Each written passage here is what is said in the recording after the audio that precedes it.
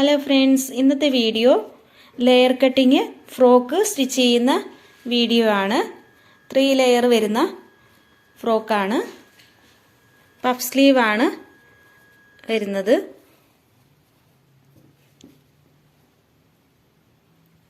അപ്പം വീഡിയോയിലേക്ക് പോവാം.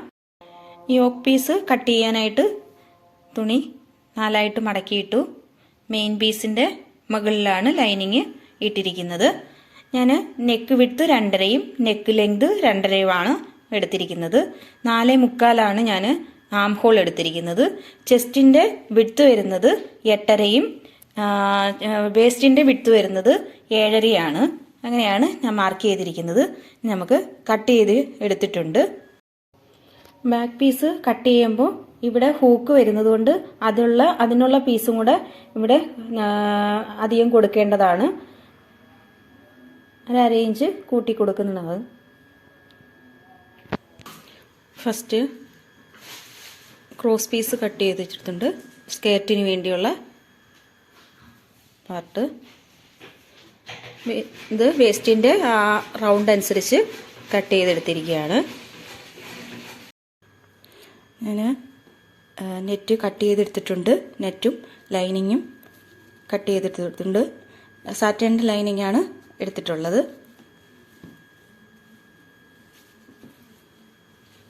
8.5 ഇഞ്ചാണ് ഇതിൻ്റെ ലെങ്ത് എടുത്തിരിക്കുന്നത്. അകത്ത് വെക്കുന്ന ലൈനിങ് ക്രോസ് പീസ് ഞാൻ ഇതുപോലെ 5 ഇഞ്ചിൽ ഇവിടെ മുകളിൽ നിന്ന് താഴോട്ട് 5 ഇഞ്ചിലാണ് ഞാനിങ്ങനെ എടുത്തിരിക്കുന്നത്. 2 ലെയറായിട്ട്. അപ്പം ഒരു ലെയർ ഇവിടെ ആണ് വെക്കുന്നത്. ആ വേസ്റ്റിൻ്റെ ഭാഗത്താണ് വെക്കുന്നത്. അത് കഴിഞ്ഞിട്ടുള്ള ലെയർ 2 എണ്ണമാണ് വെക്കുന്നത്. അപ്പോൾ 5 ഇഞ്ചിലാണ് എടുക്കുന്നത്. ക്രോസ് പീസിൻ്റെ 2ാമത്തെ പീസ് എടുത്തിട്ട് ഇതുപോലെ ഇങ്ങനെ വെച്ചിട്ട് നമുക്ക് അടുത്തതിനകത്ത് ഇങ്ങനെ പതിച്ച് ഇങ്ങനെ അടിച്ച് വെക്കുകയാണ് ചെയ്യുന്നത്. അതിനുശേഷം നമുക്കിവിടെ ജോയിൻ്റ് ചെയ്ത് കൊടുക്കാം. ഇനി നമുക്ക് യോക്ക് പാർട്ട് സ്റ്റിച്ച് ചെയ്യാം.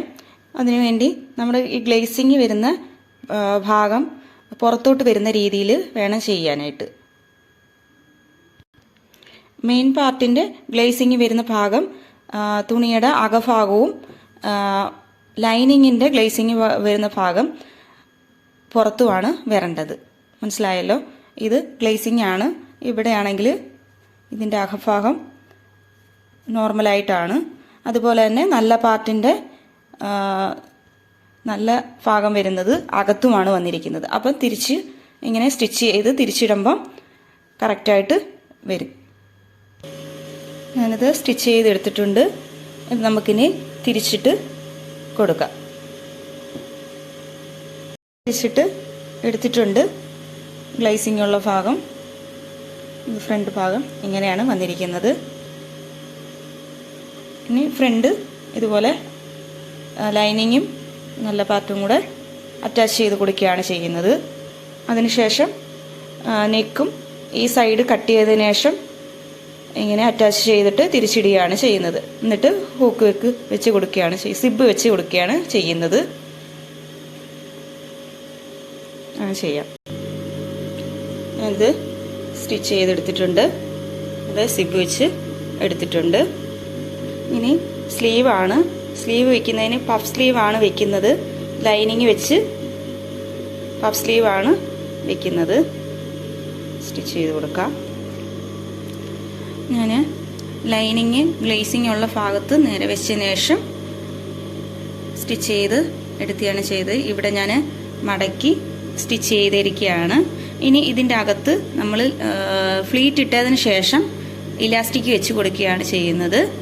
മുകളിൽ ഇവിടെ നമ്മൾ ഇട്ടതിൻ്റെ ഓപ്പോസിറ്റായിട്ടാണ് ഇവിടെ ഫ്ലീറ്റ് ഇട്ട് കൊടുക്കുന്നത്. അപ്പം സ്ലീവ് ഇതുപോലാണ് സ്റ്റിച്ച് ചെയ്തെടുക്കുന്നത്. വേണമെങ്കിൽ ഇങ്ങനെ തന്നെ വെക്കാം. ഇവിടെ ഇലാസ്റ്റിക് കൊടുക്കണമെന്നില്ല. പക്ഷേ കസ്റ്റമറിന് ഇലാസ്റ്റിക് വേണമെന്ന് പറഞ്ഞതുകൊണ്ട് ഞാൻ ഇലാസ്റ്റിക് വെച്ച് കൊടുക്കുന്നത്. ഇലാസ്റ്റിക് വെച്ച് കൊടുത്തിട്ടുണ്ട്. ഇനി നമുക്ക് സ്ലീവ് സ്റ്റിച്ച് ചെയ്ത് കൊടുക്കാം. ഞാൻ സ്കേർട്ട് പോർഷൻ ഇതുപോലെ സ്റ്റിച്ച് ചെയ്തെടുത്തിട്ടുണ്ട്. ഞാൻ റെഡിന് ലേസ് വെച്ച് കൊടുത്തിട്ടുണ്ട്. അതുപോലെ ബ്ലാക്കിനെല്ലാം ഇങ്ങനെ ലേസ് വെച്ച് കൊടുക്കണം.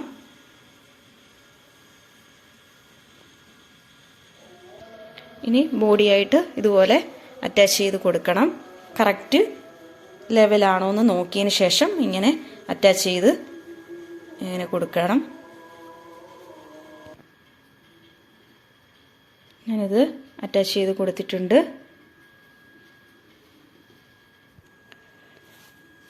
അറ്റാച്ച് ചെയ്ത് കൊടുത്തതിന് ശേഷം ഞാനിതുപോലെ ലേസ് വെച്ച് ബാക്കിലോട്ട് വള്ളി കൊടുത്തിരിക്കുകയാണ്.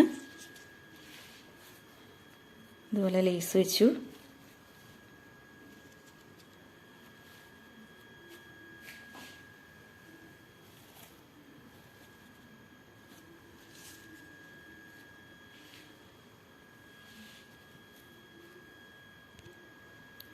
കുറച്ചുകൂടെ ഭംഗിക്ക് വേണ്ടി ഞാനിവിടെ ഒരു ഫ്ലവർ വെച്ച് കൊടുത്തിട്ടുണ്ട്.